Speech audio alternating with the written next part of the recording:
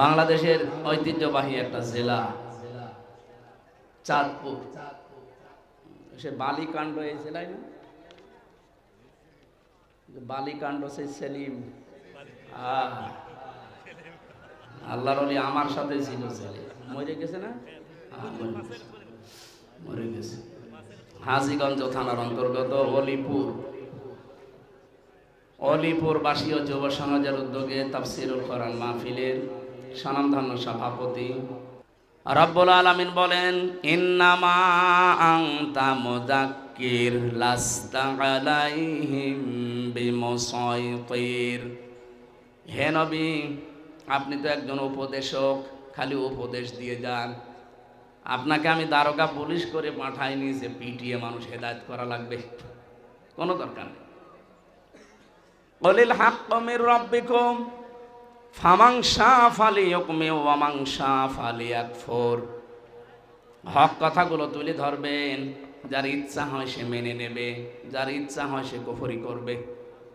ইন্না আ'তাদনা লিয-যালিমিনা নারা।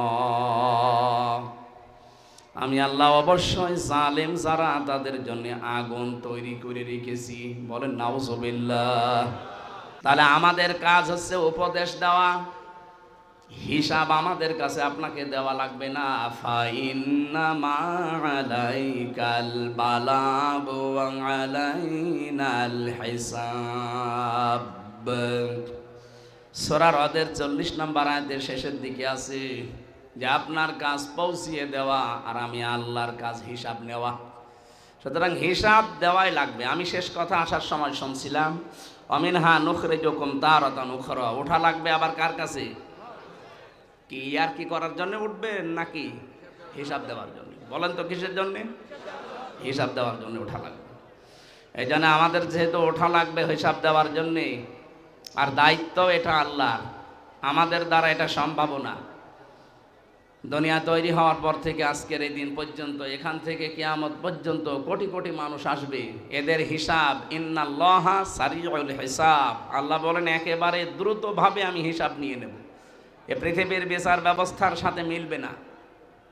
আমাদের এই পৃথিবীতে বিচার হয় সাক্ষীর উপরে ভিত্তি করি। এই কথা বলেন না কেন? ইউরাফুল মুজরিমুনা বিসিমাহুম ফায়ুখাযু বিন নাওয়াসি ওয়াল আকদাম ফাবিআইয়ি আলাই রাব্বিকুমা তুকাযযিবান। রব্বুল আলামিন বলেন, কিয়ামতে অপরাধী যারা, এ মানুষগুলোকে আমি জিজ্ঞাসাও করব না যে এই অপরাধ করেছিলি না। ওনার বিচার পুরাটা আলাদা।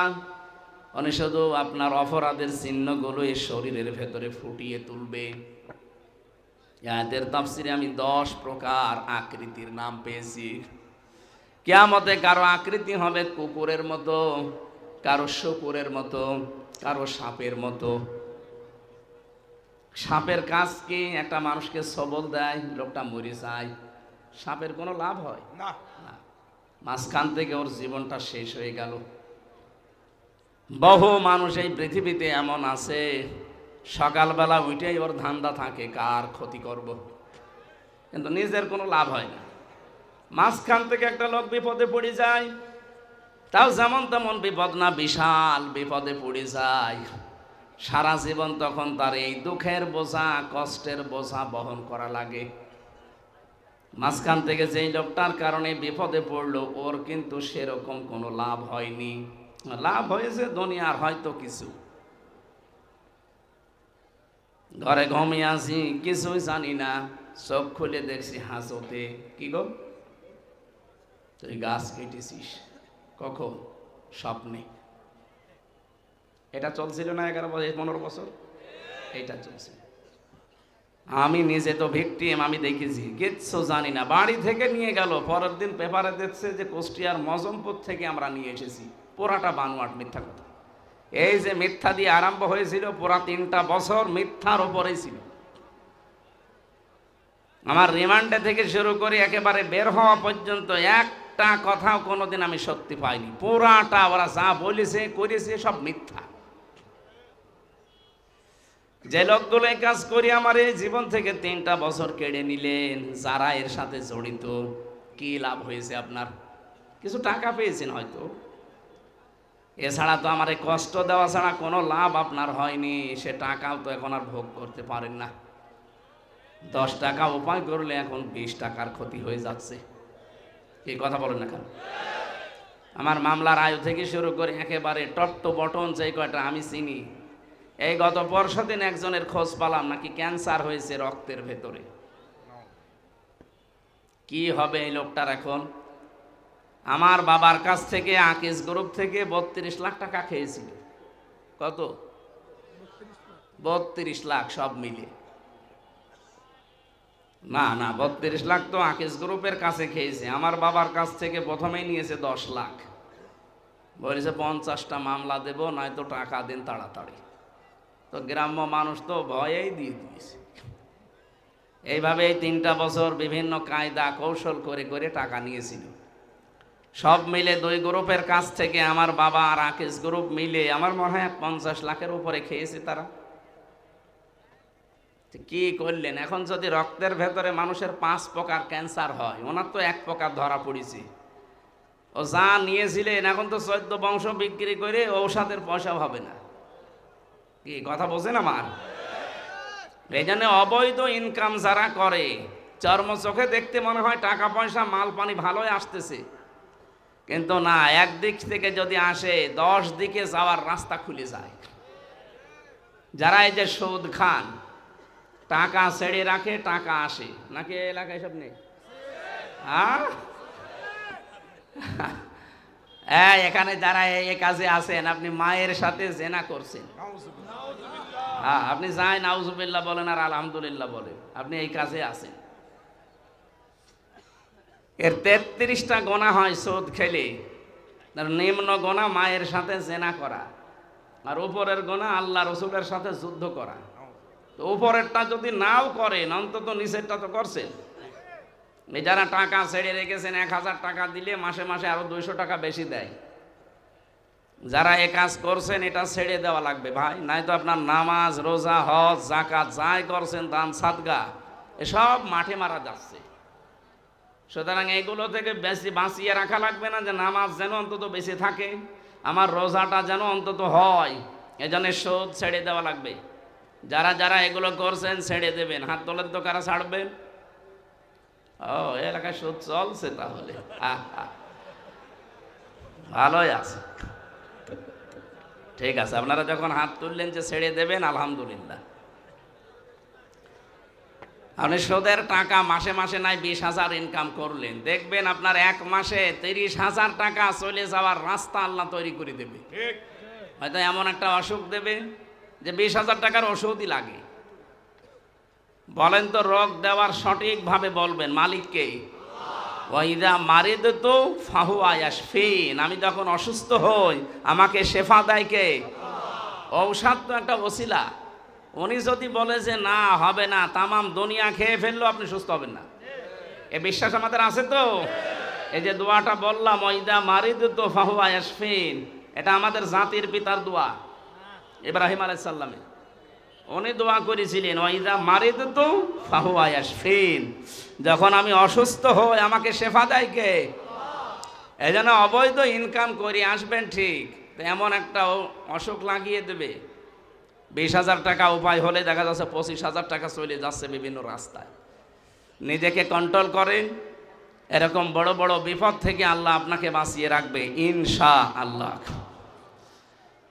কিছু মানুষের চেহারা হবে কুকুরের মতো। কুকুরের কাজ কি? 2টা কুকুরকে আপনি পাশাপাশি খাবার দেবেন, একটাকে যা দিয়েছেন ও কিন্তু সারা দিন খেয়ে শেষ করতে পারবে না, এরপরও পাশেরটায় হামলা দেয়। এটা কুকুরের স্বভাব। এই বাংলাদেশে বহু মানুষের স্বভাব এরকম ছিল, ওর নিজের যা আছে মরণ পর্যন্ত খেলেও শেষ হতো না, এরপরও জনগণেরটায় হামলা দিয়েছে। এগুলো কিয়ামতে যখন উঠবে দেখবেন মানুষের আকৃতি থাকবে না, ওদের আকারের উপরে কুকুরের চেহারা ভেসে উঠবে। কেন? ওয়ালাকাদ কাররামনা বানি আদম, আমি বনি আদমকে সম্মানিত করেছি, এত সুন্দর করে এর চেহারাটা বানালাম, মায়ের পেটে আমি ওকে হারাম খাওয়াইনি। কথা বলছে না কেন? মায়ের মাসিক অসুখ বন্ধ করে রক্তটা আমি নাভির ভেতর দিয়ে দিয়েছি, তাও মুখ দিয়ে দেইনি। এটা পবিত্র রাখলাম, অথচ দুনিয়ায় যাবার পরে এই পবিত্র মুখ দিয়ে কত অপবিত্র জিনিসের ভেতরে লাগায়। এই বিড়ি সিগারেটও কিন্তু ওই পর্যায়ে পড়ে। সুতরাং এটা যারা খান এটা বন্ধ করবে। কি একটা আইন হয়েছিল না স্যার, যে বিড়ি প্রকাশ্যে সিগারেট খেলে কত টাকা জরিমানা জানে? 50 টাকা। এ আছে এখন? আর কো না, আইন করেই তো শেষ। আসলে অনেক পুলিশ ভাইও দেখি খায়। এই জন্যে ভাইরা যারা আইনে আছেন অন্তত আপনারা একটু কড়াকড়ি করবেন।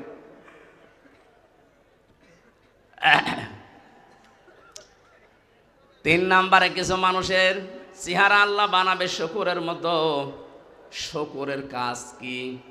নিজের মেয়েকে বউকে দেখবেন নিয়ে যায় যে কচু খেতে ছেড়ে দেয়, নিজে এক জায়গায় বসে থাকে। এটা শকুরের স্বভাব। এটা বহু মানুষ এমন আছে, নিজের বউ যদি সুন্দরী হয় ও দিশাই পায় না, করবে কি?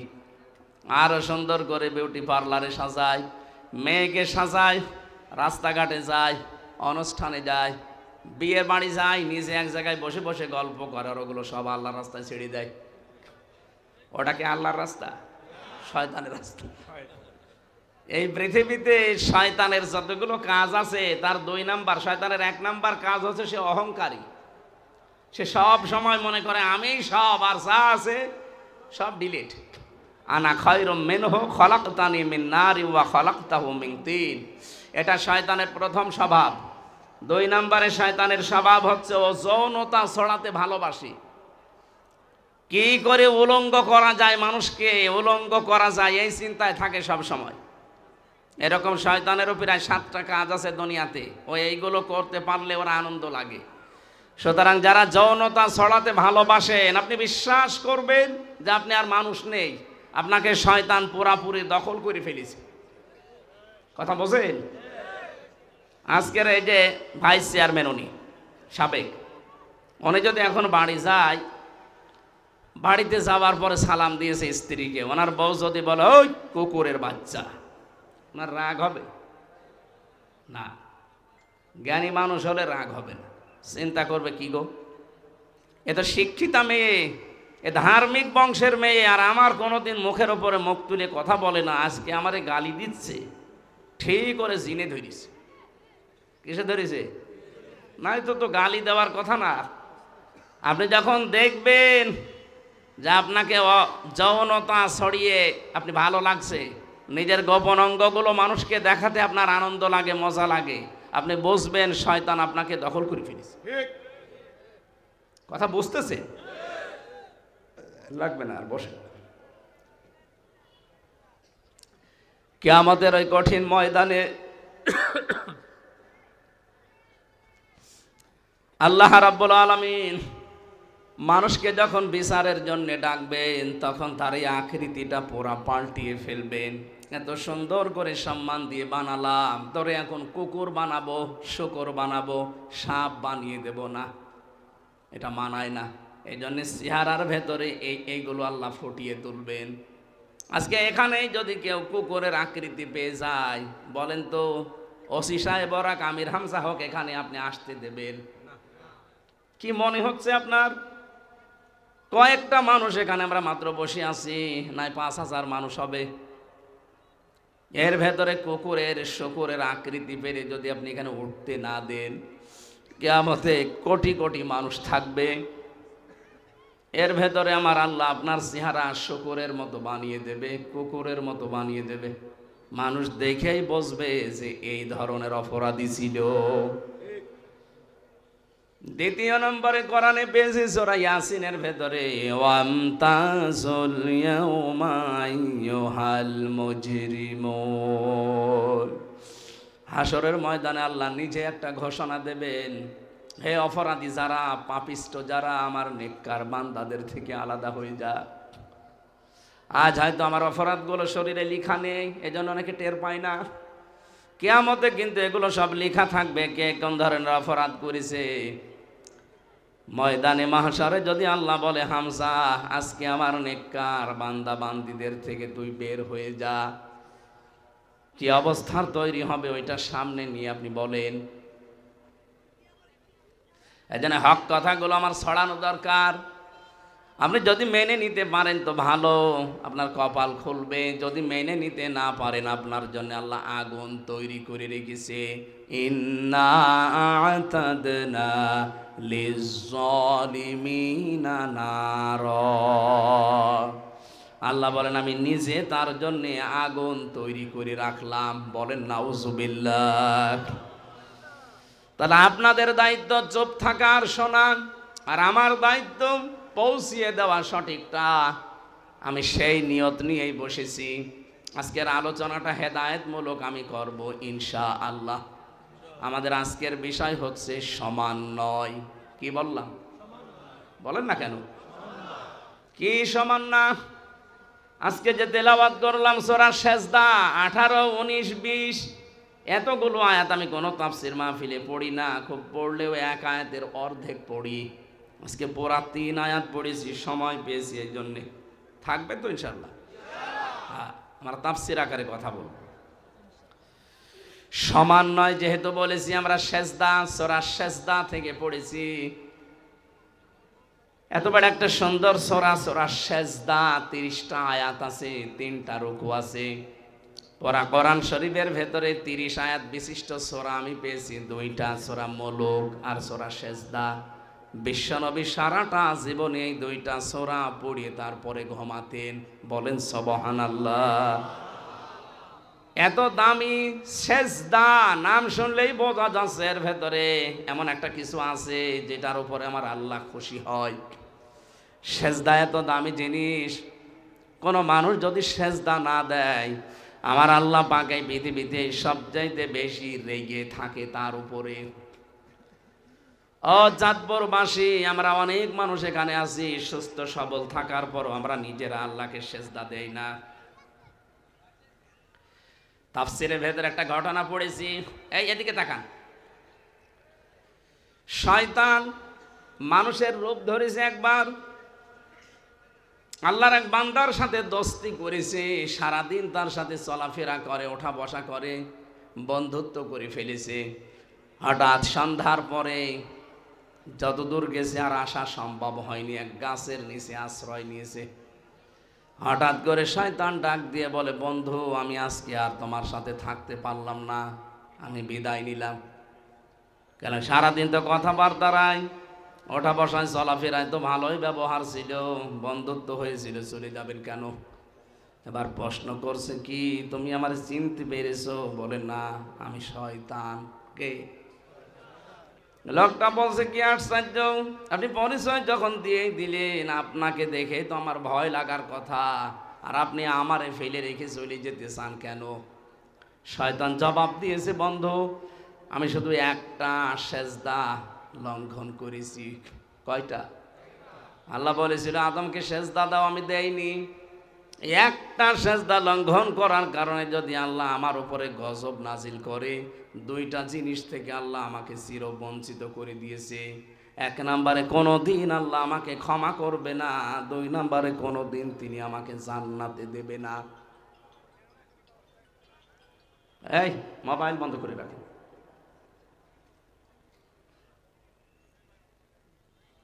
অথচ আজকে 24 ঘন্টা তোমার সাথে আছি, 24টা ঘন্টায় তোমার ওপরে 17টা সেজদা ফরজ ছিল। কয়টা? 17টা সেজদা অন্তত ফরজ, 34টা সেজদা ফরজ ছিল, 17 দুকোণে একটা সেজদাও তুমি তো দিলে না। আমার ভয় হচ্ছে আমি একটা লঙ্ঘন করে যদি গজব প্রাপ্ত হই, তুমি 17 দুগুণে 34টা সেজদা দাওনি, আল্লাহ যে কি গজব নাজিল করবে তার কারণে আমিও পুড়িয়ে সারকার হয়ে যেতে পারি। চাঁদপুরবাসী, যেহেতু এলাকা মুসলমান বেশি, অন্য ধর্মের লোক সেরকম নেই, আমরা জানি সেজদা দেন না। আপনি মুসলমান দাবি করেন কোন কারণে? নবীজি জানিয়েছেন একজন অমুসলিম আর মুসলমানের ভেতরে পার্থক্য প্রথমে এইটা যে মুসলমান সেজদা দেবে, অমুসলিমরা সেজদা দেয় না। সুতরাং আমি নামাজের বিষয় আর বলবো না, আজকে ট্রান্স দিলাম এই আপনি মুসলমান দাবি করতে হলে মাস্ট বি আপনাকে সেজদা দেওয়া লাগবে। কি আজরাইল যতদিন না আসে এই গুরুত্বপূর্ণ বিধানটা আপনি ছেড়ে দেবেন না।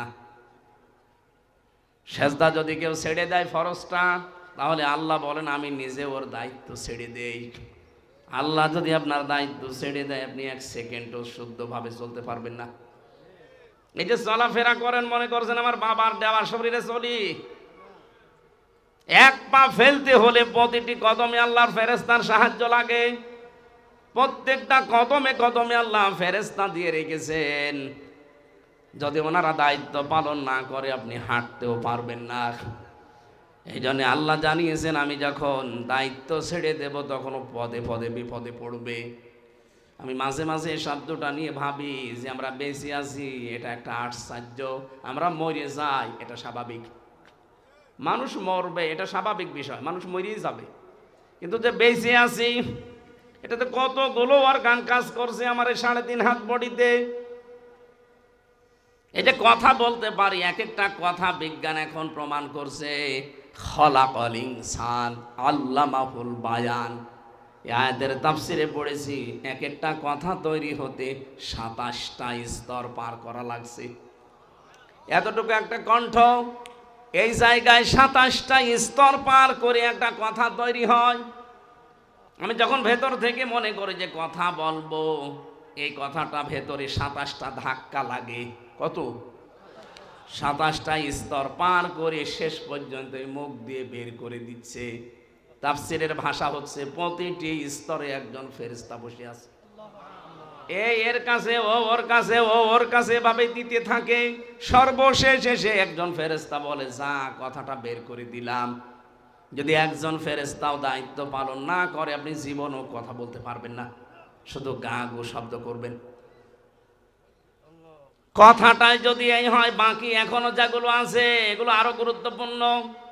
এই মাথার ভেতরে সামনে আছে ফ্রন্টাল লব, অক্সিপিটাল লব, প্যারাইটাল লব, এরকম 70টা জিনিস দিয়ে সাজানো এই মাথাটা।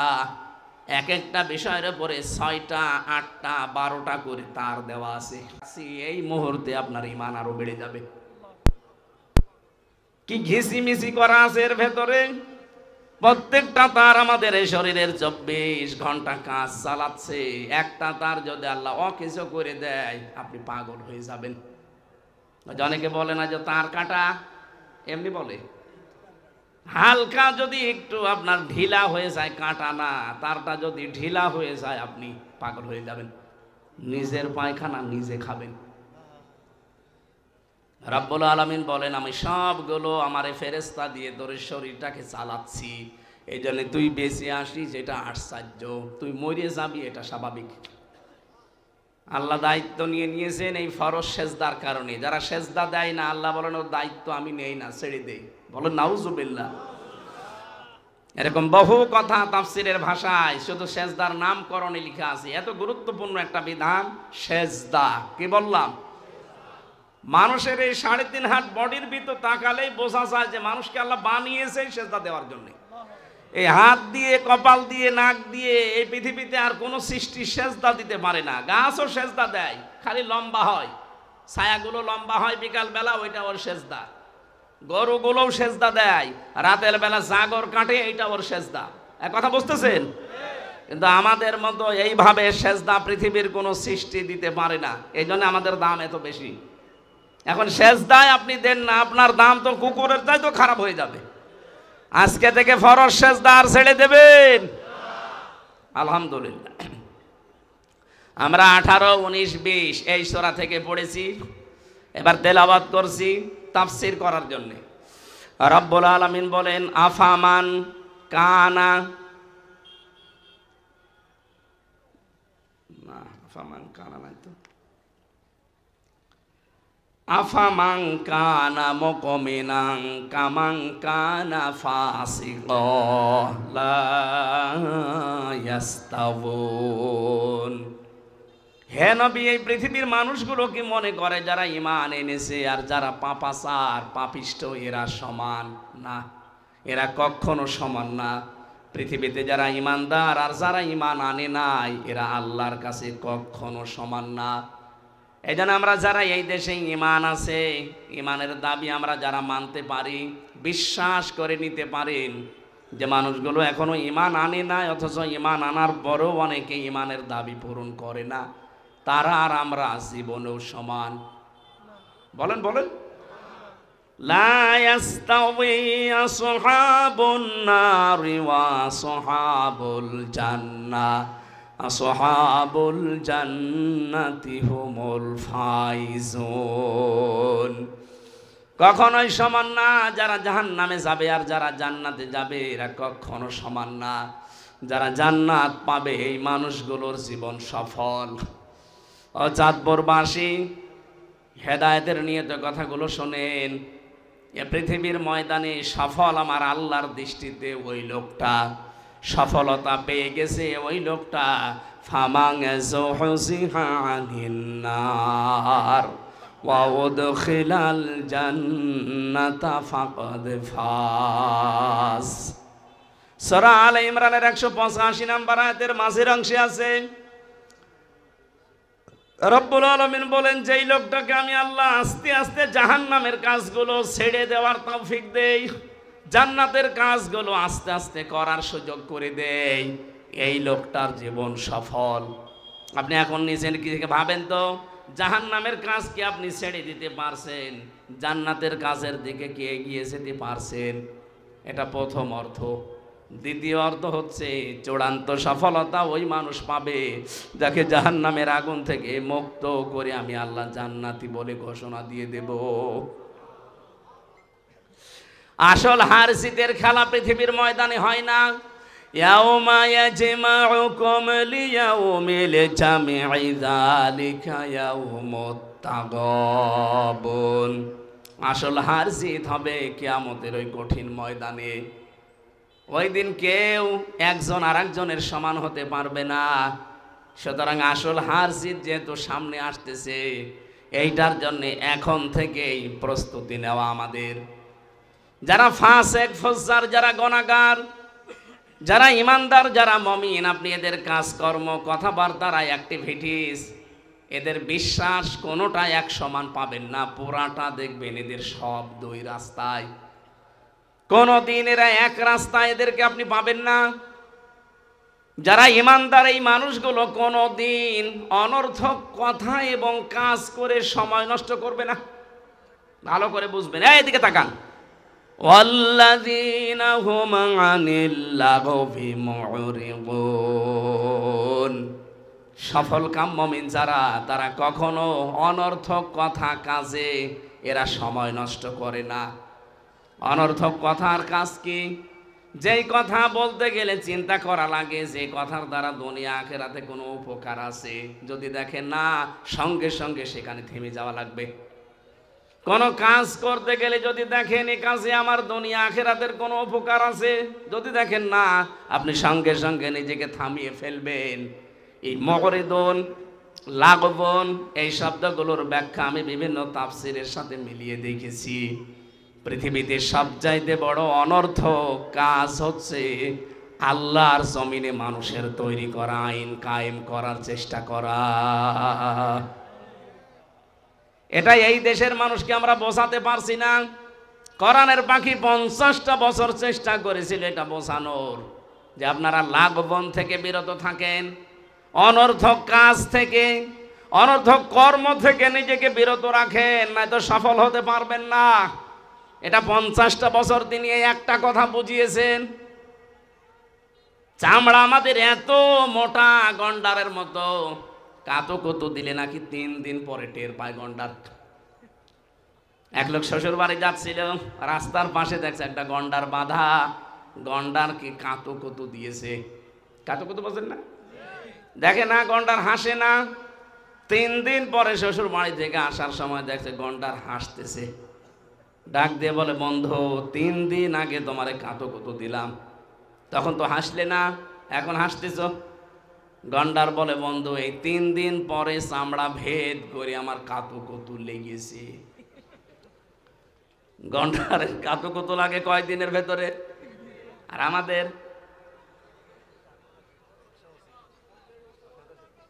না না, অনেকে বছর সঙ্গে সঙ্গে। কিসের সঙ্গে সঙ্গে? এত কাতুকুতু দেওয়া হয় কোরআন দিয়ে, হাদিস দিয়ে, আখিরাতের কথা দিয়ে, কয় কিছুই তো মনে হয় না, আগে যা ছিল তাই। এই জন্য আজকে আমরা কাতুকুতু দিচ্ছি কোরআন দিয়ে, যেন অনর্থক কথা এবং কাজে আছেন। পৃথিবীতে যত অনর্থক বিষয় আছে, সবচাইতে অনর্থক হচ্ছে মানুষের তৈরি করা আইন। এক কথা বলেন। আল্লাহর এই জমিনে আল্লাহর পাঠানো আইন বাদ দিয়ে যারা মানুষের তৈরি করা আইন বিজয় করতে চান, আপনি কিন্তু অনর্থক কাজে আছেন। এরপরও যদি কেউ না বোঝার ভান করে থাকেন, এদিকে আসেন, কানের নিচে দুইটা দিলে তখন টের পাবেন। কোরআন শরীফ দিয়ে, বুখারী শরীফ দিয়ে তো হচ্ছে না, আপনার বুখারী শরীফ দেওয়া লাগবে। আপনার বিবেক কি মরে গেছে না কুকুরে প্রসাব করেছে? কোন কারণে আপনি মানুষ হয়ে মানুষের তৈরি করা আইন কায়েম করার চেষ্টা করবেন? আজ পর্যন্ত কোন কুকুরকে দেখেছেন একটা কুকুর হয়ে আর একটা কুকুরের আইন মানে? কথা বলে না কেন? এত বড় সৃষ্টি আমরা, সর্বশ্রেষ্ঠ সৃষ্টি, এরপরও কোন কারণে মানুষের তৈরি করা আইন এখানে কায়েম করা লাগবে? আজকে থেকে তওবা করেন। আমি জানি আপনার হেদায়েত কপালে থাকলে আজকেই হয়ে যাবে, আর হেদায়েত যদি আপনার না থাকে, ওই গিরিশচন্দ্র সেনের মতো পুরা কোরআন শরীফ আপনাকে গলিয়ে খাওয়ালেও আপনি পথ পাবেন না। গিরিশচন্দ্র সেন আমাদের চাইতে কোরআন কম পড়েনি, কম বোঝেনি, কম লেখেনি, আমাদের চাইতে বেশি লিখেছে। কারণ ও তাফসির লিখেছে, অর্থ তো লিখেছে, ও তাফসিরও লিখেছে। আমি বিশ্ববিদ্যালয়ে পিএইচডি যখন জমা দিয়েছিলাম তখন দেখেছিলাম ও কিন্তু গিরিশচন্দ্র সেন শুধু কোরআনের বাংলা অর্থ করেনি, ও তাফসিরও করেছে। এখানে যারা আলেম বসে আছে জিজ্ঞাসা করেন তো, প্রতিটি শব্দের, কোরআনে কারিমে যত শব্দ আছে প্রতিটি শব্দের অর্থ বলতে পারবে এরকম আলেম এখানে আছে? না, নেই। কেউ বুকে হাত দিয়ে বলার সাহস নেই, আমিও না, কারণ আমি পড়িয়েছি কিন্তু আমার মনে নেই, আমার এখন দেখা লাগবে। অথচ একটা হিন্দু মানুষ ওরা কোরআন শরীফের তো একটা শব্দের একা একটা অর্থ না, একাধিক অর্থ ওর জানা ছিল, না তো তাফসির করলো কি করে? এক একটা শব্দের একাধিক অর্থ আপনার জানতে হবে, এবং শব্দের ভাঙা, কি করে শব্দ ভাঙা লাগে, পরিবর্তন করা লাগে, এইটা আপনাকে আগে জানা লাগবে। ওই যে আমি শব্দ বললাম না, সামিয়া, সামিয়া দিলে এমনি অর্থ হবে শোনো, আর ফাস্তামিউ দিলে গুরুত্ব সহকারে, মনোযোগ সহকারে।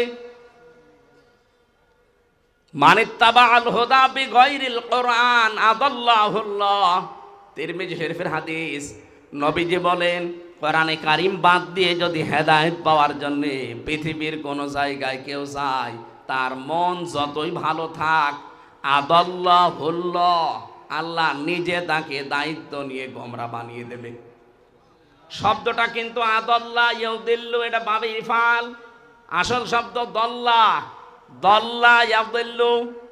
এর বাংলা অর্থ দাঁড়াবে, যদি সোলাসি মুজাররাদ থেকে আসে, 3 অক্ষর বিশিষ্ট শব্দ থেকে আসলে বাংলা অর্থ হবে আপনি নিজেই নিজেকে গোমরা বানিয়ে ফেলেছেন। কিন্তু আদাল্লাহ বাবে ইফাল থেকে আসার কারণে অক্ষর বেড়ে গেছে, এজন্য বাংলা অর্থ দাঁড়াবে আপনি হয়তো গিয়েছিলেন, আপনার নিয়ত ভালো ছিল, কিন্তু কোরআন সেখানে চলে না, কোরআনের কর্মসূচি নেই। এই জন্য আল্লাহ নিজে দায়িত্ব নিয়ে আপনাকে আরো গোমরা বানিয়ে দেবে। এখানে একটা শিক্ষা আছে, বলেন তো, হেদায়েত দেওয়ার একচ্ছত্র মালিকানা কার? নাকি আমাকে হালকা পাতলা আল্লাহ দিয়েছে? এই যে প্রথম থেকে তো ওইটাই বলছে যে হেদায়েতের মালিক আমি না, নবীকে পর্যন্ত আল্লাহ দেয়নি।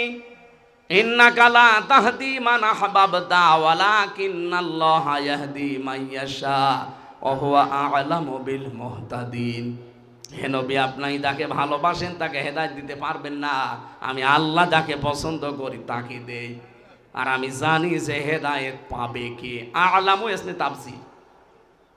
এবার আসেন তো আয়াতের শিক্ষা এবং ব্যাখ্যা কি। বিশ্বনবী নিজের আপন চাচাকে বহু চেষ্টা চালিয়েছিলেন হেদায়েত দেওয়ার জন্য, কিন্তু পারেন নাই, কারণ তার মন ছিল না। কি ছিল না? বলেন বলেন। এই গিরিশচন্দ্র সেন, এই বেটা কোরআন শরীফ পড়েছে, বুঝেছে, লিখেছে, কিন্তু ওর মন নেই। হেদায়েত পাওয়ার মতো ওর মন ছিল না, এই জন্য আল্লাহ ওকে হেদায়েত দেয়নি। মরে যাওয়ার পরে ওর জানাজাও হয়নি, কাফন দাফনও দেয়নি, পুড়িয়ে ফেলেছে। আমি যেটা বোঝানোর জন্য হাদিসটা বললাম, আদাল্লাহুল্লাহ, নবীজি বলেন আল্লাহ নিজে তখন দায়িত্ব নিয়ে নেয় আপনাকে খারাপ বানাতে। আল্লাহ যদি হেদায়েত দেওয়ার পরিবর্তে খারাপ বানিয়ে দেয়, কোন বাবা আছে আপনাকে হেদায়েত দিতে পারে বলেন তো? আরো জোরে বলেন। এই জন্য হাদিসের বাস্তবতা আমরা দেখতে পাই এই বাংলাদেশে 48,000 পীর এই দেশে সরকারি জরিপে কত? 48,000। অধিকাংশ দরবারে দেখবেন কোরআন চলে না, কোরআনের নিয়ম নীতি কর্মসূচি সেখানে নেই, সেখানে চলে তোমার বাবাদের নিয়ম। বলেন, এই জন্য হাজারো মানুষ ভালো হওয়ার নিয়তে চায়, কিন্তু ভালো হওয়ার পরিবর্তে আরো মুশরিক হয়, পীরের পায়ে সেজদা করে। এরকম পীর দেশে নেই? আপনার থানায় আছে? মনে করছেন হুজুর কিছু জানে না, সব খবর আমার কাছে আছে। মানুষ হয়ে যারা মানুষের সেজদা নেয়, এ তো টাটকা নির্ভেজাল মুশরিক। কথা বলেন। আমার কুষ্টিয়ার লালনের মাজারে মানুষ যায় ভালো হওয়ার নিয়তে, অথচ আগে গাঁজা খেত না, ওখানে গিয়ে গাঁজা খায়। ওকে ভালো হয়েছে না খারাপ হয়েছে? খারাপ হইলো কেন? কারণ ওখানে কোরআন নেই, কোরআনের কর্মসূচি আপনি পাবেন না। ওখানে শুধু প্রকাশ্যে সেজদা হয় লালনের মাজারে। অনেকে বউ ছেলে মেয়ে সব নিয়ে চলে যাচ্ছে এই কুমিল্লা, চাঁদপুর, নোয়াখালী থেকে, মনে করে যে আল্লাহর ওলি ঘুমিয়ে আছে, চায় যে দেখে শুধু গাঁজা। বাংলাদেশে একটা জায়গা আছে যেখানে পুলিশ পাহারা দিয়ে নিশ্চিন্তায় গাঁজা খাওয়ায়, একটা জায়গা আছে, কোনো চিন্তা নেই। যদি গাঁজা একেবারে নির্ভেজাল ভাবে খেতে চান, ওই মাজারে যাবেন, ওখানে কোরআনের কোন নিয়ম নীতি বলবেন, চলতেও দেবে না, চলেও না। যেহেতু কোরআন নেই, এই জন্য ওখানে যারা যায় ভালো হওয়ার পরিবর্তে আরো কি হয়? আরো জোরে বলেন, কি হয়? এই জন্য আজকে সিদ্ধান্ত নেওয়া লাগবে, শুধু হাদিস শোনা না। যেহেতু আদাল্লাহুল্লাহ, আল্লাহ নিজে খারাপ বানায়।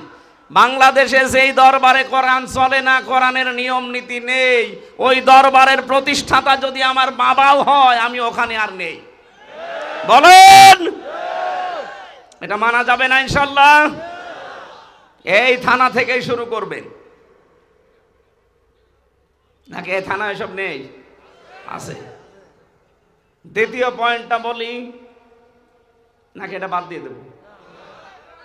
না, বলেন বলেন, বললে হবে না, মানা লাগবে। মানবেন তো ইনশাল্লাহ? দ্বিতীয় পয়েন্টটা আমি এবার বলছি, মানবেন কারা? আগে হাত তোলেন। হ্যাঁ, আন্দাজ হাত তোলবেন না কিন্তু, মুনাফিক হয়ে যাবে। চিন্তা ভাবনা করে হাত তোলেন। তোলেন, এই দেখেন তো হাত তোলেনি কে?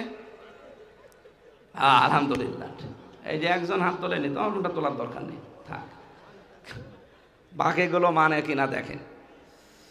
তাহলে এখানে যেমন সহজভাবে বুঝলেন, কোরআন যেখানে দরবারে চলে না, ওই দরবারের প্রতিষ্ঠাতা আমার বাবাও যদি হয়, আমি ওখানে নেই।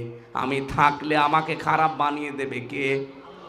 বাংলাদেশে 48টা নিবন্ধিত রাজনৈতিক দল আছে, আর নিবন্ধন এখনো পাইনি, এগুলো মিরাই প্রায় 73টা। যেই রাজনৈতিক দলের কর্মসূচিতে কোরআন নেই, কোরআনের নিয়ম নীতি চলে না, ওই দল যদি আমার বাবাও প্রতিষ্ঠা করে, ওই দলে আমি নেই। এইবার অত জোরে বলবে না, আমি জানি। এইটা মানতে গেলে তো ওয়াজ শেষ। এটা মানবেন না? অত জোরে আন্দাজে মিথ্যা কথা বলেন কোন কারণে? আপনি মানবেন না, আমিও জানি। এই জন্য এটা আসতে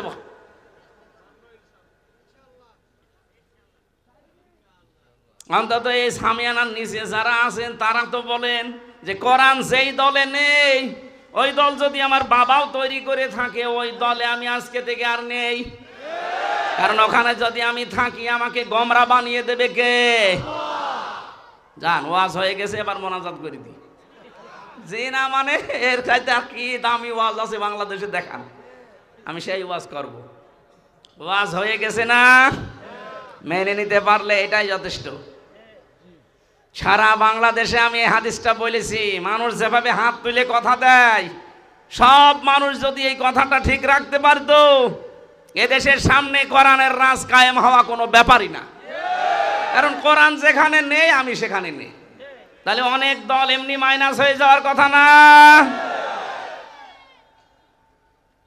যারা এই কথা বলতে পারে যে কোরআনের সাথে রাজনীতির কোনো সম্পর্ক নেই, ওদেরটা তো আগে মাইনাস হবে।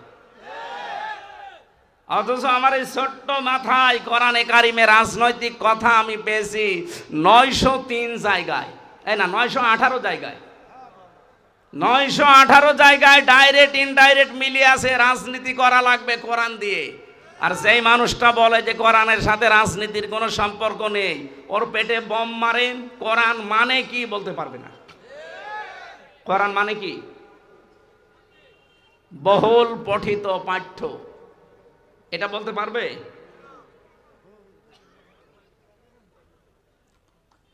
আমার ভাইরা, আমি যে আয়াত পড়েছিলাম লাঘবন শব্দের ব্যাখ্যা দেওয়ার জন্য, এই পৃথিবীতে যে মানুষগুলো মানুষের তৈরি করা আইন কানুন কায়েমের জন্য চেষ্টা চালান, আপনি কিন্তু অনর্থক কাজে আছেন। সময়টা নষ্ট করেন না। কিয়ামতের দিন যদি জান্নাত পেয়েও যান, কোনো জিনিসের জন্য আপনার আফসোস হবে না। শুধু একটা জিনিসের জন্য আপনার আফসোস হবে, যে এই সময়টা আপনি অনর্থক ব্যয় করেছেন। এক কথা বলছেন না কেন? জান্নাতীর মানুষদের কোনো আফসোস মনের ভেতরে আসবে না, শুধু একটাই আফসোস আসবে, যে অনর্থক যে সময়গুলো আমি ব্যয় করে ফেলেছি, অনর্থক কাজে আমার সময়টা ব্যয় হয়ে গেছে। আজ বাংলার কত মানুষ না বুঝে হোক বুঝে হোক নিজেদের জীবনের সময়গুলো সব অনর্থক কাজে ব্যয় করছে। আমি জেলখানার ভেতরে বাবর মিয়াকে দেখেছিলাম, এই যে লুৎফুজ্জামান বাবর, কয়েকদিন আগে বের হয়েছে। ওনার পাশের যে ছেলে আমি ছিলাম, দেখতাম কি জিকির করছে, লোকটা মনে হচ্ছে একেবারে টাটকা খাস আল্লাহর ওলি হয়ে গেছে। 17 বছর জেল খাটলো। আমি আর একজনকেও পেয়েছি জেলখানায়, ইসলামী আন্দোলনের সিপাহসালার আমাদের রাহবার জনাব এটিএম আজহারুল ইসলাম। আল্লাহ রাব্বুল আলামিন লুৎফুজ্জামান বাবরের মতো তাকেও যেন আমাদের মাঝে আবার ফিরিয়ে দেন। তার জীবনেও 17 বছর কেটে গেল। রাব্বুল আলামিন কোরআনের পাখিকে তুমি আর ফেরত দিলে না, জালেমদের হাতে তুলে দিলে। অন্তত এই মানুষটাকে আমাদের মাঝে ফেরত দাও। তার বহু স্যাক্রিফাইস আছে ইসলামের জন্যে। তার যে মেধা, তার যে যোগ্যতা, তার যে লেখাপড়া আমি দেখেছি। জেলের ভেতরে প্রায় 300-র উপরে বই পেয়েছি তার ঘরে। তার মাথা, এটা মাথা না কম্পিউটার। বলেন তো, একটা মানুষ 300টার উপরে বই যদি শুধু জেলখানায় পড়তে পারে, বাইরে সে কত বই পড়েছে। আমারে মাঝে মাঝে বই পাঠাতো কারারক্ষীকে দিয়ে, বলতো হামজাকে দিবা। কারাগারে রাত দিন এই বইটা আমি পড়েছিলাম প্রায় 7 বার এই 3 বছরে। ওটা পড়লেই যেন ঈমান বেড়ে যায়। উনি আমাকে পাঠিয়েছিল প্রোডাক্টিভ মুসলিম, এটা পারিবারিক জীবন নিয়ে শুরু করা। এমন সুন্দর বই, পৃথিবীতে যত বই আমি পড়েছি, তাফসিরের ভেতরে তাফহিমুল কোরআন 1 নম্বরে, আর সাধারণ জেনারেল বইয়ের ভেতরে এই প্রোডাক্টিভ মুসলিম 1 নম্বরে। আপনারা থাকলে কিনে পড়বেন। পারিবারিক জীবন থেকে শুরু করা, পরিবর্তন হয়ে যাবে ইনশাআল্লাহ। আমার ভাইরা, আমি আবার স্মরণ করাচ্ছি, যারা অনর্থক কাজে আছেন, কর্মে আছেন, এখনই আপনি নিজেকে থামান, নয়তো আফসোস যখন শুরু হবে চোখ বন্ধ হওয়ার পরে, কোনোদিন কিন্তু এই আফসোস আর শেষ হবে না। আজকে বারবার বলছি তো, অনেকের মন খারাপ হচ্ছে যে ছাতা বলে কি। আরে ভাই, আপনি এখন বাঁকা পথে চলছেন, আমি দেখতে পাচ্ছি। যতই বাঁকা হয়ে মরেন না কেন, কোনো জায়গায় যদি পড়ে মরে যান বাঁকা হয়ে, ফেরেশতারা কিন্তু বাঁকা হয়ে আপনাকে নেবে না। আমরা আপনাকে সোজা করে চকলেটের মতো মুড়িয়ে কবরে দেব। আপনি বাঁকা হয়ে মরে দেখেন, বাঁকা হয়ে কবরে দেওয়া হবে, সোজা করে দেওয়া হবে। এটা এখনই সোজা হন। অনেকে এখনই বাঁকা পথ আরম্ভ করে ফেলেছেন। কত বাঁকা পথে মানুষ হাঁটতেছে আগস্টের 5 তারিখের পর থেকে। সাদাবাজি করা সোজা পথ না বাঁকা পথ? এক কথা বলছেন না কেন? এটা যারা করছেন তারা থামবেন। এখন যদি বলেন হুজুর আপনি আমারে বললেন, আমি আপনার নাম বলেছি, ঠাকুর ঘরে কে রে? আপনি এরকম করেন কেন? নিজেকে সংশোধন করতে পারেন না? আমার কোন দায় পড়েছে? আপনি জাহান্নামে গেলে আমার কোনো লস আছে? আপনি জান্নাতে গেলে আমার কোনো লাভ আছে? আমার লাভ লস একটা আছে, আমি যদি সঠিকটা তুলে না ধরি কিয়ামতের দিন মামলায় বিচারে যখন শুরু হবে তখন আমি ধরা খেয়ে যেতে পারি। তখন এই লাখ বোনের ব্যাখ্যা আল্লাহ যখন জিজ্ঞাসা করবে তখন আপনি আমার দিকে তাকিয়ে বলবেন এই যে হামজা গিয়েছিল আমাকে বলেনি। পৃথিবীতে যত লাখ বোন আছে, অনর্থক কাজ আছে, আমি তো বললাম এক নম্বরে এইটা মানুষের তৈরি করা আইন, এটা লাখ বোনের ব্যাখ্যায় পেয়েছি। আপনি ইবনে কাসির খোলেন, যত তাফসীর আমি পড়েছি লাখ বোনের ব্যাখ্যায় মানুষের তৈরি করা আইন কানুন এগুলো সব লাখ বোন অনর্থক কাজ। এটার জন্য আপনি সময় ব্যয় করেন, এটার জন্য আপনি শ্রম দেন, এটার জন্য আপনি দল করেন, এইটার জন্য আপনি আন্দোলন করেন, অথচ ওর বিপরীত যেটা সেইটার জন্য আমরা করি। আর আপনি আমাদেরকে ধর্ম ব্যবসায়ী বলেন। এক কথা বলেন না কেন? সূরা নিসা ৭৬ নম্বর আয়াত খুলবেন, ৫ নম্বর পারা ৯ নম্বর পৃষ্ঠা, প্রথম নাম্বার লাইনে আছে আল্লাযীনা আমানু ইউকাতিলুনা ফি সাবিলিল্লাহ ওয়াল্লাযীনা কাফারু ইউকাতিলুনা ফি সাবিলিত তাগুত ফাকাতিলু আউলিয়াশ শাইতান ইন্না কাইদাশ শাইতানি কানা দাঈফা। বলেন আল্লাহু আকবার। এই দুনিয়ায় যারা ইমানের দাবি করবে তারা লড়াই সংগ্রাম করবে, তারা যুদ্ধ জিহাদ করবে, কিন্তু রাস্তাটা হবে আল্লাহর। আর যারা কাফের ওরাও লড়াই সংগ্রাম করবে, ওরাও যুদ্ধ জিহাদ করবে, কিন্তু রাস্তা হবে তাগুতের শয়তানের। আল্লাহ এতটুকু শেষ করে দেননি, ফাকাতিলু, তোমরা সংগ্রাম চালিয়ে যাও, লড়াই চালিয়ে যাও। ফাকাতিলু একজন না, বহু বচন এটা। ফাকাতিলু আউলিয়া শয়তান, যারা শয়তানের অনুচর আছে, শয়তানের যারা অনুসারী আছে তাদের বিরুদ্ধে। এ কথা কার? আরো জোরে বলেন। সুতরাং আপনার রাস্তা আর আমার রাস্তা জীবনও সমান না। আপনি শয়তানের রাস্তায় আছেন আর আমি আল্লাহর রাস্তায়। কারোর ভেতরে যদি এইটা থাকে যে ক্ষমতায় বসে শান্তি পাবো, শান্তি করব না, তার পেছনে থাকা যায় নেই। আপনার উদ্দেশ্য থাকা লাগবে আল্লাহর এই আইনটা কি করে এখানে দাঁড় করানো যায়, কায়েম করা যায়। কারণ এইটাই নবীদের উদ্দেশ্য ছিল। ওয়াল্লাযী আরসালা রাসূলাহু বিল হুদা ওয়া দীনিল হক লিইয়ুযহিরাহু। এখানে যারা তাফসীর বোঝে জিজ্ঞাসা করবেন এজহার মানে, এজহার মানে কি? না না, হ্যাঁ, এখানে বিজয় করা অর্থ হবে। এখানে এজহার মানে শুধুমাত্র প্রকাশ করা না, স্পষ্ট করা না। এজহার মানে বিজয় করা। সুতরাং নবীদেরকে আল্লাহ পাঠিয়েছিলেন এই জমিনে তার দিনকে বিজয় করার জন্য। আমরা তো নবীর পথে আছি, আমরা চাই এই দিনকে। এই জমিনের উপরে ৪৫০০ ধর্ম চলছে। কত? সারা দুনিয়ায় এখন ৪৫০০ ধর্ম চলছে। সব কিছুর উপরে আমরা আল্লাহর ইসলামকে, এই কোরআনকে আমরা বিজয় করতে চাই। এটা যদি কারো কাছে ধর্ম ব্যবসা মনে হয়, হ্যাঁ এটাই আমার ধর্ম ব্যবসা, এই কথা বলেন না কেন? এটা যদি মনে হয় যে এটা আপনি ধর্ম ব্যবসা করছেন, হ্যাঁ এটাই আমার ব্যবসা, আমি এইটাকে বিজয়ী করব, সে যে কোনো মূল্যে হোক। আলা দ্বীনি কুল্লিহি, যত ধর্ম আছে সবার উপরে, এটা আমার জীবনের শেষ টার্গেট। অলাউ কারিহাল মুশরিকুন অলাউ কারিহাল কাফিরুন। যদিও কাফের মুশরিকদের কাছে এটা অপছন্দনীয়, খারাপ লাগে। আরে ভাই, কাফেরের নাই খারাপ লাগতে পারে দিন কায়েমের কথা বললে। আপনি তো মুসলমান দাবি করেন, আপনার খারাপ লাগে কেন? তার মানে আপনিও কি মুশরিক? এই কথা বলেন না কেন? আপনি কি মুশরিক? আশা করছি ভুল বুঝবেন না। এই পৃথিবীতে আমাদের সব কিছু ব্যয় করার জন্য অলরেডি আমরা কিন্তু যেদিন শপথ নিয়েছি ওই দিনই আল্লাহকে দিয়ে দিয়েছি। আমাদের প্রথমেই পড়ানো হয় এইটা, কুল ইন্না সলাতি ওয়া নুসুকি ওয়া মাহইয়ায়া ওয়া মামাতি লিল্লাহি রাব্বিল আলামিন। হে নবী, আপনি বলুন আমার নামাজ, আমার কুরবানি, আমার বেঁচে থাকা, আমার মরে যাওয়া, আমি সব আল্লাহকে দিয়ে দিয়েছি। তা আমি তো অলরেডি এটা দিয়ে দিয়েছি, এখন আপনি আমার কাছে আর কিছু পাবেন না, দিয়ে দিয়েছি। আমার মন মতো আপনি আর নামাজ পড়তে পারবেন না, নামাজ আমি পড়বো এখন আল্লাহর হুকুম মতো। নামাজ পড়াও যেমন এবাদত, নামাজ ছেড়ে দেওয়া এবাদত। নামাজ ছেড়ে দেওয়া এবাদত না? না মানে সূর্য যখন আপনি মাথার উপরে, সূর্য যখন উঠতেছে, সূর্য যখন ডুবতেছে, নামাজ পড়তে পারবেন? তাহলে নামাজ ওই সময় ছেড়ে দেওয়া কি? নামাজ পড়াও এবাদত, নামাজ না পড়াও এবাদত। এই জন্য ইন্না সলাতি, আমার যা নামাজ পড়া, নামাজ হোক, নামাজ বাদ দেওয়া হোক, আমি আল্লাহকে দিয়ে দিয়েছি। অনসুকি, নসুক মানে, নসুকের অর্থ তিনটা হয়।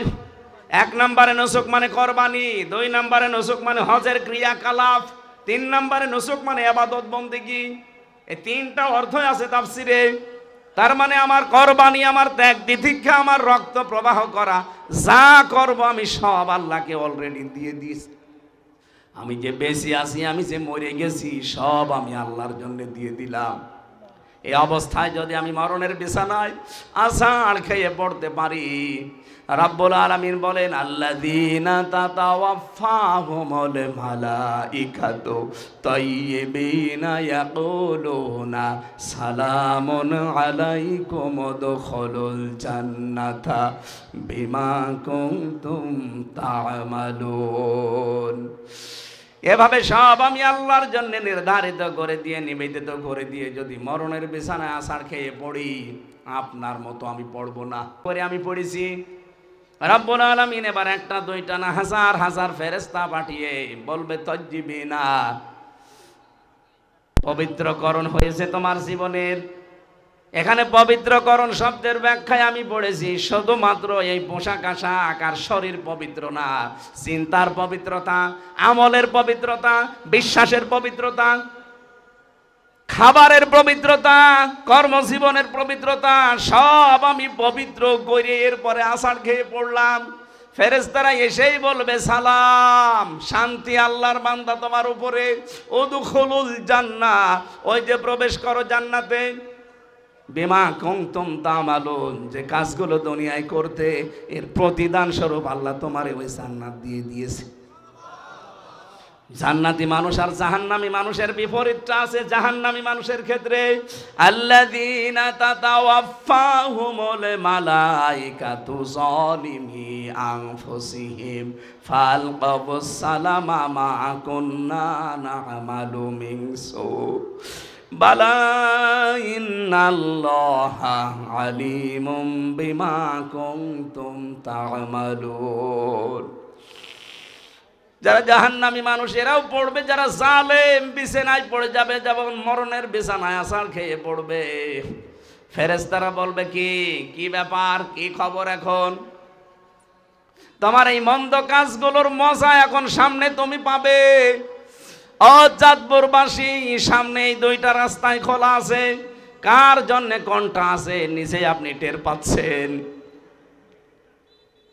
ফাদখুলু, ফেরেশতারা বলবে ওই প্রবেশ কর। আবওয়াবা জাহান্নাম, জাহান্নামের একটা দরজা তোর জন্য খোলা না, বাবের বহু বচন আবওয়াব, সব দরজা আল্লাহ খুলে দিয়েছে, প্রবেশ কর। ফাদখুলু আবওয়াবা জাহান্নামা, কয়দিন থাকবি? খালিদিনা ফিহা, চিরদিন থাকবি এখানে।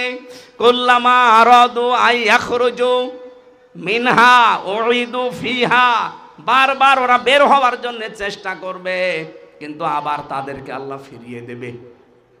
ওয়াকিলা লাহুম যুকু আযাবান নারিল্লাতী কুনতুম বিহি তুকাদ্দিবুন, বলবে প্রবেশ কর ওখানে, আরেকটু মজা চাক। দুনিয়ায় জাহান্নামের কথা বলতে গেলে ঠাট্টা বিদ্রুপ করে উড়িয়ে দিতিস, এখন দেখ কেমন লাগে। মিথ্যা মনে হতো তোদের কাছে যে এরকম কিছু মনে হয়নি, আজকে তোরে আমি দেখাবো, দেখ কেমন লাগে। এই দেখ কেমন লাগে এই শব্দটা আমার আদালত চত্বরের দিকে বারবার নিয়ে যায়। যখন আদালতে মাজার ভেতরে দড়ি দিয়ে, ডান্ডা বেড়ি পরিয়ে, পেছনে হ্যান্ডকাপ দিয়ে পুলিশে টানতে টানতে আমারে নিয়ে যেত। আদালত চত্বরে অনেক নাফরমানকে আমি দেখেছি, এখন যারা জেলে আছে। আমি সালমান এফ রহমানকে দেখেছি কয়েকবার, দরবেশকে, ও টিপ্পনি কাটতো, দেখ কেমন লাগে। এখন আমরা বলি যে দেখ কেমন লাগে, এক কথা বলেন না কেন? আপনাদের জেলার একজন বলতো ফিটনেস বিহীন, এক কথা বলছে না কেন? লাইসেন্স বিহীন। এখন আপনি দেখেন কেমন লাগে, আপনার তো ফিটনেসও নেই, লাইসেন্সও নেই, চেহারা কি হয়ে গেছে দেখেছেন? তাও তো এখনো ডিম দেয়নি। আমার রিমান্ডে 10 দিন, 10 দিনই আমাকে এই যে আঙ্গুল তুলে ফেলার, এই যে এইগুলো তুলে ফেলে না নখ, এই মেশিন নিয়ে এসে দেখাতো আর ডিম নিয়ে আসতো। যে এই কয়দিন রিমান্ডে 10 দিন মাটির নিচে আমার নিয়ে গেছে। প্রতিদিন আমার এই যে এই নখ তোলার ওইগুলো নিয়ে এসে বলতো এই যেগুলো নিয়ে নখ তুলি আমরা। শফিকুল ইসলাম মাসুদের নখ আমরা তুলেছি, দেলাওয়ারকে আমরা একেবারে ফুটবলের মতো পিটিয়েছি। যে অফিসার তাদের দায়িত্বে ছিল, আমারও দায়িত্ব, শয়তানগুলো ছিল, আমারে বলতো দেলাওয়ারকে আমরা তার গরম করে লজ্জাস্থানে ঢুকিয়েছি। ওর পুরুষত্ব নষ্ট হয়ে গেছে, চিকিৎসার পরে আল্লাহ এখন আবার ফেরত দিয়েছে। আমার আজকের তেলাওয়াত কিন্তু 2 নাম্বার আয়াতে কিন্তু এই কথাগুলো আসবে। আল্লাহ রাব্বুল আলামিন বলেন আম্মাল্লাযীনা আমানু ওয়া আমিলুস সলিহাত, যে মানুষগুলো ঈমান আনে আর ঈমানের দাবি অনুযায়ী যারা আমলে সালেহ করে, ভালো ভালো কাজের আঞ্জাম দেয়, ফালাহুম জান্নাতুল মাওয়া, এদের জন্য আমি আল্লাহ জান্নাতুল মাওয়া রেখে দিলাম। নুজুলাম বিমা কানু ইয়ামালুন, তাদের কাজকর্মের কারণে এটা তাদের মেহমানদারি। বলেন সুবহানাল্লাহ। আমরা এবার শব্দের দিকে যাই। আল্লাহ বলেন আম্মাল্লাযীনা আমানু, প্রথম যারা ঈমান আনে, কি করে? অজাতপুরবাসী মন থেকে বলবেন ঈমান আমরা এনেছি না ঈমান পেয়েছি? পেয়েছি। বাপ দাদা মুসলমান ছিল, আমরা মুসলমান, কথা বলেন না কেন? আমরা কি সাহাবীদের মতো ঈমান এনেছি? না। আল্লাহ কিন্তু পুরা কোরআনে কোন জায়গায় বলেননি যারা ঈমান পেয়েছো, না, প্রত্যেক জায়গায় বলেছে ইন্নাল্লাযীনা আমানু, নিশ্চয় যারা ঈমান এনেছে। ঈমান আনা আর ঈমান পাওয়া এক জিনিস না। আমরা যেহেতু পেয়েছি এই জন্য মূল্য নেই। যদি আনা লাগতো বেলালের মতো, তাহলে আহাত আহাত করতেন, তারপরও ঈমান ছাড়তেন না। কথা বলে ঠিক কিনা?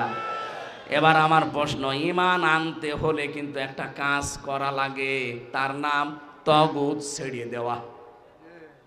তাগুত ছেড়ে না দিয়ে ঈমানের দাবি করলে ওর কোনো মূল্য নেই। এটাকে আমি বানালাম। সূরা বাকারার 256 নাম্বার আয়াতের মাঝের অংশে আছে ফামাইয়াকফুর বিত্তাগুতি ওয়া ইউমিন বিল্লাহ ফাকাদ ইসতামসাকা বিল উরওয়াতিল উসকা লা ইনফিসামা লাহা ওয়াল্লাহু সামিউন আলীম। রাব্বুল আলামিন বলেন কেউ যদি ঈমান আনতে চায় তার প্রথম কাজ হবে সে যেন তাগুত ছেড়ে দেয়। তাহলে সে একটা মজবুত রশি ধারণ করবে যা কখনো ছিঁড়ে যাবে না।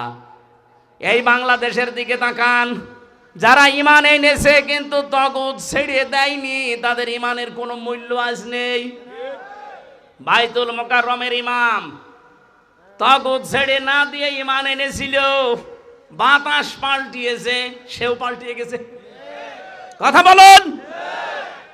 আর ডক্টর শফিকুল ইসলাম মাসুদ, দেলাওয়ার হোসেন, সাইদিনা দেলাওয়ার হোসেন যেটা শিবিরের সভাপতি ছিল সাবেক, ঠাকুরগাঁও বাড়ি, যেটার ওই লজ্জাস্থানে তার গরম করে ঢুকিয়েছে জালেমরা। এরা ঈমান এনেছে কিন্তু তাগুত ছেড়ে দিয়ে। এজন্য 57 দিন রিমান্ডে ছিল, 57 দিন, তারপরেও তাদেরকে জালেমরা এক চুল টলাতে পারে নাই। আপনি এরপরও প্রমাণ চান? যারা ঈমান আনে তাগুত ছেড়ে দিয়ে তামাম দুনিয়া একদিকে গেলেও আপনি তাকে টলাতে পারবেন না।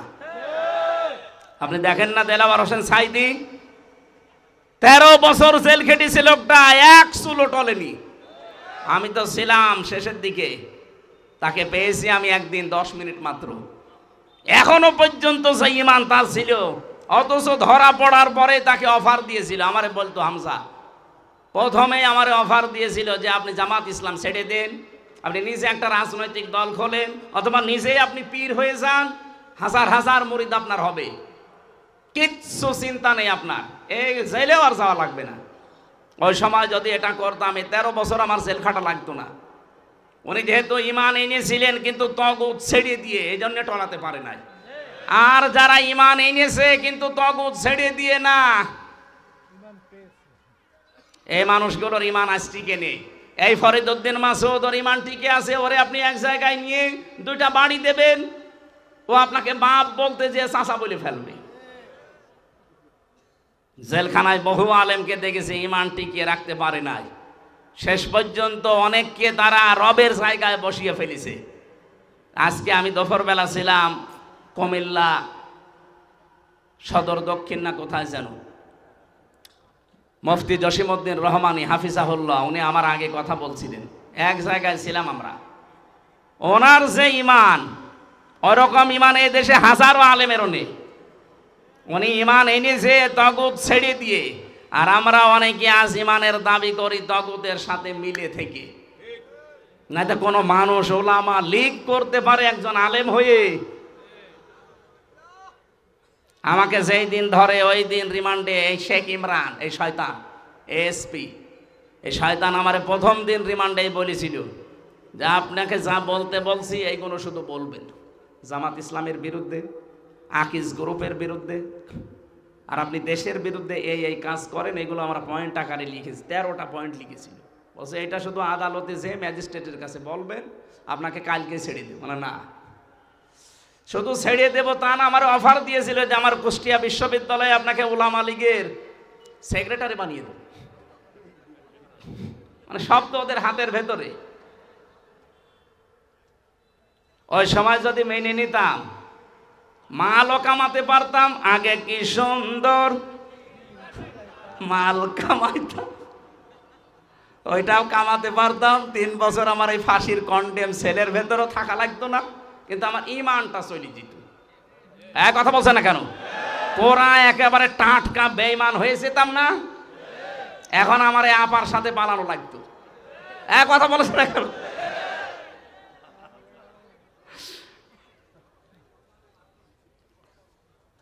কোথায় গেলেন সেই ফিটনেস, সেই লাইসেন্স নেই আর, এখন সব শুকিয়ে গেছে। সেদিন আমি আদালতে হাজিরা দিতে গিয়েছিলাম, যে দেখি আপা নামতেছে, কিছুই নেই, মুখ একেবারে মনে হচ্ছে পেঁচার মতো শুকিয়ে গেছে। মানে পাশাপাশি তো নিয়ে যায়, ওনারে তোলে আর আমারে নামায়। জিজ্ঞাসা করতে গেলাম, আপা কেমন আছেন? আর ফিটনেস নেই, লাইসেন্সও নেই, এখন থাকেন পড়িয়ে। এখন কয়েকজন পাগল হয়ে গেছে দেখছি, এই মানুষগুলো ঈমান ইসলামের বিরুদ্ধে, আলেমদের বিরুদ্ধে কথা বলছে। এই কিশোরগঞ্জের একজনের নাম শুনছি, আমি দেখতে পাচ্ছি, এই লোকটার নাম ফজু পাগলা। পাগল হয়ে গেছে, এর পাবনায় পাঠাতে হবে। 96% মুসলমানের দেশে এই লোকটা যা আরম্ভ করেছে আলেমদের বিরুদ্ধে, এই দেশটাতে আবার আগুন লাগাবেন নাকি আপনি? কয়েকদিন আগে শুরু করেছিল হারুন আঙ্কেল। এই হারুন আঙ্কেল মানে ওইটা না, ওই আর একটা আছে চাঁপাইনবাবগঞ্জের, ওইটাও হাউ আঙ্কেল। ওইটা আর ওনার বউ 2 জন মিলে আরম্ভ করেছিল। আমার মনে হয় শয়তান এদেরকে মাঝে মাঝে নাড়া দেয়। কথা বলছে না কেন? এরা ঈমানের দাবি করতে 15.5 বছর দেখতাম মাঝে মাঝে কোরআনের আয়াত দিয়ে কথা বলতো। ঈমান এনেছে কিন্তু তাগুত ছেড়ে না দিয়ে, আমি যে বারবার প্রথম থেকে বলছি না যে মানুষের তৈরি করা আইন যারা দুনিয়ায় কায়েম করতে চায়, বিজয় করতে চায়, এটা সবচাইতে বড় অনর্থক কাজ। আপনি এই কাজে থাকবেন কোন কারণে? এখনই যদি মরে যান আপনি তো চির জাহান্নামী। আপনার বিশ্বাস হচ্ছে না যে আপনি জাহান্নামে যাবেন? সূরা নাহালের এই যে 36 থেকে 38 আয়াতগুলো পড়ে বাংলায় মিলান, যান, আপনি কোথায় যাবেন নিজেই টের পাবেন। এই জন্য ঈমান যারা আনতে চান আগে তাগুত ছেড়ে দেন। এই দেলাওয়ার ভাইয়ের মতো, মাসুদ ভাইয়ের মতো ঈমান আনতে হলে আগে তাগুত ছেড়ে দেন। তামাম দুনিয়া একদিকে যাবে, আপনাকে টলাতে পারবে না। আমিলুস সালিহাত, সালিহাত মানে আমরা মনে করি নেক কাজ শুধু, সৎ না। সালেহ মানে যোগ্য। সালেহ মানে কি? যারা আরবি গ্রামার জানে, আধুনিক ব্যাখ্যাগুলো বের হচ্ছে। সালেহ মানে যোগ্য, আমাদের যোগ্যতা অর্জন করা লাগবে। আজ চেয়ার বাংলাদেশে 16টা 28টা চেয়ারই এখনো আছে, কিন্তু যোগ্যতা সম্পন্ন মানুষ নেই। এই কথা বলছেন না কেন? কারণ এতদিন যারা ছিল তারাই আছে, তাদেরকে এখন আমার মনে হয় সংস্কার চলছে, সবগুলোকে ওখান থেকে নামিয়ে যারা বৈষম্যের শিকার ছিল এতদিন তাদেরকে বসাতে হবে। কিন্তু এই মানুষগুলো যোগ্য হওয়া লাগবে। যোগ্যতা সম্পন্ন মানুষ যদি আপনি বসাতে না পারেন, এই পৃথিবী দুর্নীতিমুক্ত করতে পারবেন না। যদি আমরা ঈমান আনতে চাই তাগুত ছেড়ে দিয়ে এবং যোগ্যতা অর্জন করি, ফালাহুম, তাদের জন্য আল্লাহ বলেন মাওয়াহুম, ফালাহুম জান্নাতুল মাওয়া, তার জন্য আমি জান্নাতুল মাওয়া রেখে দিলাম। এখন মাওয়া কি? আমরা অনেকে মনে করি জান্নাত, এটা জান্নাতের একটা দরজার নাম। মাওয়া কি বলেন তো? এখানে জান্নাত কয়টা? একটা। জান্নাতের দরজা বা স্তর 8টা না 100টা পেয়েছি আমি, 8টা আমরা প্রসিদ্ধ জানি, তার ভেতরে মাওয়া একটা। তার মানে ঈমান আনার পরে আমলে সালেহ যোগ্যতা অর্জন যদি করতে পারেন, আপনাকে আল্লাহ এমন একটা জান্নাতে প্রবেশ করাবে, নুজুলাম বিমা কানু ইয়ামালুন। আপনার এই কাজ কারবারের কারণে এটা আল্লাহর পক্ষ থেকে মেহমানদারি। এজন্য জান্নাতি মানুষের কাজ আর জাহান্নামী মানুষের কাজ। ও আম্মাল্লাযীনা ফাসাকু ফামাওয়াহুমুন নার, যে মানুষগুলো ফাসেক পাপাচার, তাদের জন্য আল্লাহ আগুন বানিয়ে রেখেছেন। বলেন নাউজুবিল্লাহ। আমরা অনেকে এই দেশে মনে করি যে যা করি কালেমা তো পড়েছি, জান্নাতে একদিন যাবই। আরে ভাই, জান্নাতে আপনি যাবেন, কোনো অসুবিধা নেই, কিন্তু কালেমা তো টিকিয়ে রাখবেন নাকি? কালেমা যদি আপনার টিকে না থাকে, আমি 10টা পয়েন্ট তাফসীর থেকে লিখেছি, একটু দেখেন তো আপনার কালেমা ঠিক আছে কিনা। কোনো মানুষ যদি কালেমা টিকিয়ে রাখতে চান, অবশ্যই এই 10টা কাজ আপনার জীবনে থাকলে আপনার কালেমা থাকবে না। মনে করবেন কালেমা কখন নষ্ট হয়ে গেছে। অজু করলে অজু যদি ভেঙে যায়, অজু ভাঙে না কয়টা কারণে? বলেন বলেন। ঈমান এনে রেখেছেন লা ইলাহা ইল্লাল্লাহু মুহাম্মাদুর রাসূলুল্লাহ পড়ে, কিন্তু ঈমানও যে ভেঙে যায় আপনি তো জানেন না। এই 10টা কারণে ঈমান ভেঙে যায়। ভাঙা অজু দিয়ে যেমন নামাজ হয় না, ভাঙা ঈমান দিয়ে জান্নাত পাওয়া। 1 নম্বরে যারা শিরিক করেন, এর দলিল আছে সূরা জুমারের 65 নম্বর আয়াতে। আমি দলিলগুলো লম্বা করতে পারছি না। 2 নম্বরে যারা কুফরি করবে, কুফরি মানে গোপন করে রাখা, আল্লাহর বিধান জানার পরে দুনিয়ার কোনো স্বার্থ পেয়ে যারা গোপন করে রাখেন তারা কাফের। 3 নম্বরে যারা নেফাক, সব ধর্মকে যারা সমান মনে করেন।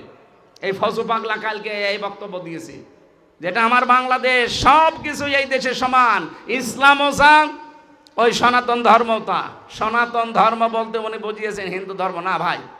সনাতন মানে পুরাতন। সনাতন মানে কি? এই পৃথিবীতে পুরাতন ধর্ম কোনটা? এই জন্য সনাতন ধর্ম কিন্তু ইসলাম ধর্ম, হিন্দু ধর্ম না। ওটা তো নতুন ধর্ম। সনাতন মানে কি? এই পৃথিবীতে 4,500 ধর্ম আছে, যারা সব ধর্মকে সমান মনে করেন। আল্লাহ বলেন না, আমার কাছে একটাই ধর্ম, তার নাম কি? ইন্নাদ-দীনা ইনদাল্লাহিল ইসলাম। যারা সব ধর্মকে সমান মনে করেন, আপনার ঈমান চলে গেছে। বলে ধর্ম যার যার, উৎসব আপনার ঈমান আছে আর? এরপরে নবী ছাড়া অন্য কারো আদর্শ যদি কেউ ভালো মনে করে, এদেশে করে না। 5 নম্বরে আল্লাহর বিধানকে যাদের ভালো লাগে না। 6 নম্বরে দ্বীনের বিধানকে নিয়ে যারা কটূক্তি করে, সবগুলো এই দেশই হচ্ছে। 7 নম্বরে যারা জাদুকর, এই এলাকায় সব নেই, এই তাবিজ তোবাজ করে, জাদু করে মানুষের জীবন নষ্ট করে দেয়। নবীকে পর্যন্ত জাদু করেছিল। এরপরে যারা অমুসলিমদের বিরুদ্ধে না, মুসলমানদের বিরুদ্ধে অমুসলিমদের সাথে হয়ে যারা ষড়যন্ত্র করে, এখন এদেশে এটা প্রকট আকার ধারণ করেছে। এদেশের মুসলমানদের বিরুদ্ধে ভারতের এই দাদা বাবুদের সাথে মিলে অনেকে কিন্তু ষড়যন্ত্র চালিয়ে যাচ্ছে। 4টা করেছে এই পর্যন্ত, এই 5 অক্টোবর থেকে আজ পর্যন্ত 4টা করেছে, একটাও সফল হয়নি। আনসার লীগ দিয়ে কথা বলছে না কেন? সচিবালয়ে আগুন লাগিয়ে কে? এরপরে হিন্দুদেরকে দিয়ে একটাও সফল হয়নি, আর হবেও না। যারা মুসলিমদের বিরুদ্ধে অমুসলিমদের সাথে মিলে ষড়যন্ত্র করছেন, আপনার ঈমান ভেঙে গেছে, আপনি যতই হাস করেন। এরপরে বেশি কাউকে ইসলামের ঊর্ধ্বে মনে করা, এই দেশে আমার মনে হয় অনেককে ইসলামের ঊর্ধ্বে মনে করা হয়তো, এখনো করা হচ্ছে। ইসলামের ঊর্ধ্বে কেউ আছে? 10 নম্বরে যারা ইসলামের কোন বিধানকে যারা ঘৃণা করেন, এটা সূরা সেজদার 22 নম্বর আয়াতে আছে।